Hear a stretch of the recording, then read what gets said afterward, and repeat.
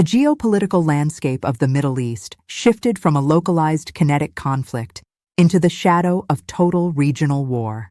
President Donald Trump, utilizing his preferred medium of Truth Social, issued a definitive ultimatum to the Islamic Republic of Iran: reopen the Strait of Hormuz by Tuesday, April 7th at 8 p.m. Eastern Time, or face the systematic destruction of the nation's civilian and industrial infrastructure.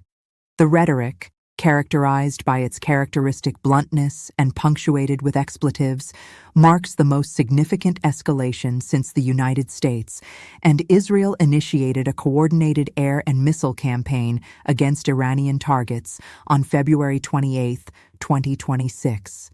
This conflict, now entering its sixth week, has reached a stalemate that the White House appears determined to break through demodernization strikes.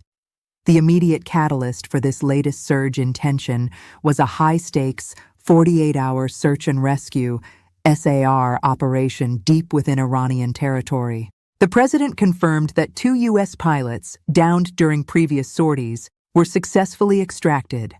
One of the pilots, described by the president as a highly respected colonel, was reported to be seriously wounded. In a text message to NBC's Meet the Press, Trump labeled the extraction an Easter miracle, adding, "Such a rescue has never happened before in such violent and enemy territory." Behind the curtain of this rescue lies a harrowing tactical reality.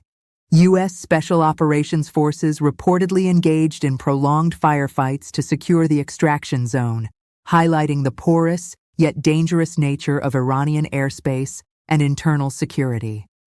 The successful recovery of these high-value assets has effectively removed a significant Iranian leverage point, the hostage pilot scenario, thereby freeing the Trump administration to pursue more destructive kinetic options. The president's social media posts on Sunday were not merely expressions of frustration, but a tactical menu of upcoming operations. Tuesday will be Power Plant Day and Bridge Day, all wrapped up in one, in Iran. There will be nothing like it, Trump declared. This follows previous threats to target Iranian desalination plants, which provide the vast majority of potable water to the country's southern provinces. The specific deadline of 8 p.m. Eastern Time on Tuesday creates a narrow 48-hour window for diplomatic backchannels to produce a deal. The president's language was unvarnished. "Open the fucking strait, you crazy bastards, or you'll be living in hell. Just watch." He concluded the post with, "Praise be to Allah," a phrase that the Council on American-Islamic Relations, CAIR, has condemned as a disturbing willingness to weaponize religious language while simultaneously denigrating Islam. The core of the dispute remains the Strait of Hormuz. Following the initial U.S.-Israeli strikes on February 28th, Tehran moved to fulfill its long-standing threat of closing the world's most vital energy artery. By deploying smart mines, anti-ship cruise missiles, ASCMs, along the jagged coastlines of Musandam and Bandar Abbas, and utilizing swarm tactics with fast attack craft, the Islamic Revolutionary Guard Corps, IRGC, has effectively halted commercial transit. The global economic repercussions have been immediate and severe. On Sunday, IRGC reported that the average U.S. gasoline price reached $4.11 per gallon, a staggering jump from the sub-$3 levels seen prior to the February 28th initiation of hostilities. This 1.11 increase in just over a month represents a significant threat to domestic political stability and global supply chains. Iran's leadership, cognizant that they cannot win a conventional war of attrition against U.S. air power, has leveraged the global economy as their primary shield. The human cost of this 5-week campaign is mounting. To date, 13 U.S. service members have been killed, and hundreds more wounded in retaliatory strikes across regional bases in Iraq, Syria, and Jordan. Within the U.S. political sphere, the reaction to the president's Easter ultimatum is sharply divided. House Intelligence Chairman Rick Crawford, RAR, voiced staunch support on Fox News, stating, I wouldn't toy with him if I were the Iranians. He has a lot of backbone.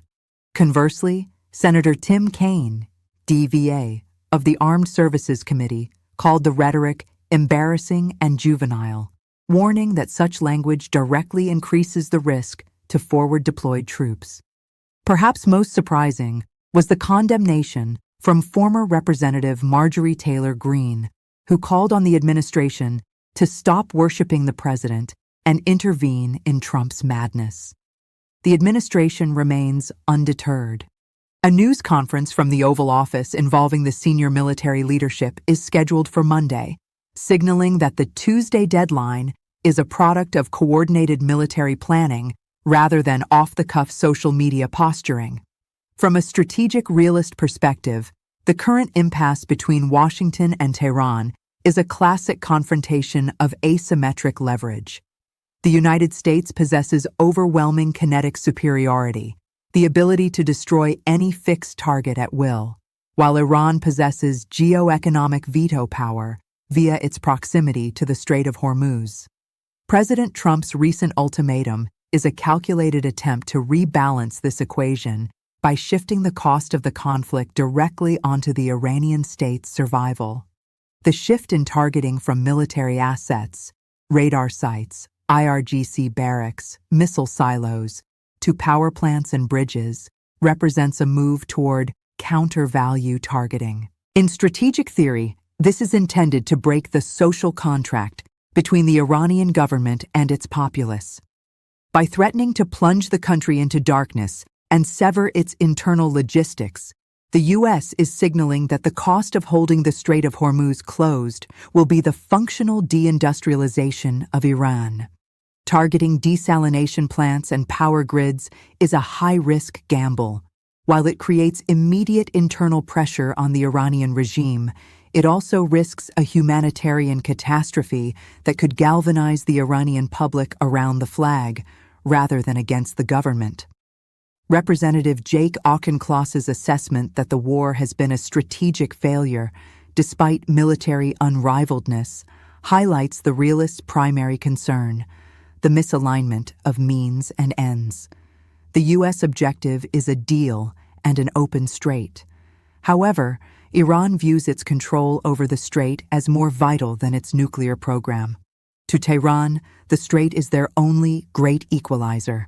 If Iran opens the strait under the threat of power plant day, it admits total strategic defeat and invites further Western demands. If it remains closed, the U.S. must follow through on its threats or lose all credible deterrence. We are currently witnessing a game of chicken where the stakes are the global energy market. Credibility is the currency of power, and on Tuesday, that currency faces a margin call. The rescue of the two pilots is the silent pivot of this entire weekend. In any conflict with a peer or near-peer adversary, the presence of prisoners of war, POWs, acts as a significant constraint on the intensity of air campaigns. With the pilots safely extracted, the White House no longer fears collateral capture or the televised parade of American captives. This recovery has cleared the deck for what military planners call Phase 3 operations, the systematic destruction of dual-use infrastructure. The president's miracle rhetoric serves a dual purpose. It boosts domestic morale and signals to Tehran that their most potent diplomatic chip has been removed from the table. While many see the president's use of Islamic phrasing as a mere slight, a deeper analysis reveals a potent, if crude, form of psychological warfare. By adopting the language of the adversary in the context of a threat of hell, the president is engaging in desacralization. He is signaling that he does not respect the religious ideological framework that the Islamic Republic uses to justify its authority. It is an attempt to strip the regime of its moral high ground in the eyes of the regional audience. However, the risk of blowback is high. Such rhetoric can be easily repurposed by IRGC propagandists to frame the conflict not as a dispute over shipping lanes, but as a crusader war against Islam. This complicates the position of U.S. allies in the region, such as Jordan and Saudi Arabia, who must balance their security partnership with the U.S. against the religious sensitivities of their own populations. Realism dictates that the ultimate pressure point is not in Tehran, but in the gas stations of the American Midwest. The jump to $4.11 per gallon is the red line for the U.S. domestic economy. The president's Tuesday deadline is likely driven as much by the Wednesday morning market opening as it is by military strategy. If the U.S. can successfully shock and awe the Iranian leadership into a deal by Tuesday night, the president wins a massive political victory. If the strikes occur and the strait remains closed, oil prices could feasibly hit $150 or $200 per barrel as insurance premiums for tankers become untenable. The president is betting that the Iranian regime's fear of internal collapse is greater than the American public's fear of high gas prices. Behind the curtain of this bilateral escalation lies the reaction of the axis of upheaval. Russia and China both benefit from a distracted United States, but neither can afford a total collapse of global energy flows. If the U.S. begins striking Iranian civilian infrastructure, China may be forced to intervene diplomatically or provide Iran with more advanced electronic warfare suites to protect their power grids. The U.S. is essentially declaring a Monroe Doctrine over the Middle East's energy lanes. By stating that there is very little off the table, the administration is warning not just Tehran, but also Moscow and Beijing, that the U.S. will burn the house down rather than lose control of the neighborhood. The next 48 hours represent a historic inflection point. We are moving beyond the era of surgical strikes and into the era of infrastructure coercion. The president's demand for a deal on Monday suggests that secret negotiations are likely occurring in Oman or Switzerland. If these fail, Power Plant Day will mark the beginning of a new, darker chapter in 21st century warfare. The fundamental truth of this conflict is that neither side can afford the current status quo. Iran is being choked by strikes. The U.S. is being choked by gas prices. Something must give. On Tuesday at 8 p.m., we will find out if the madman theory produces a diplomatic breakthrough or a regional conflagration. As the clock ticks toward the Tuesday deadline, the world holds its breath. The shift from military to infrastructure targeting signals a totalization of the conflict that we have not seen in decades. For GlobalReport, this is the reality of modern power dynamics, where a social media post carries the weight of 1,000 cruise missiles. Stay informed, stay vigilant.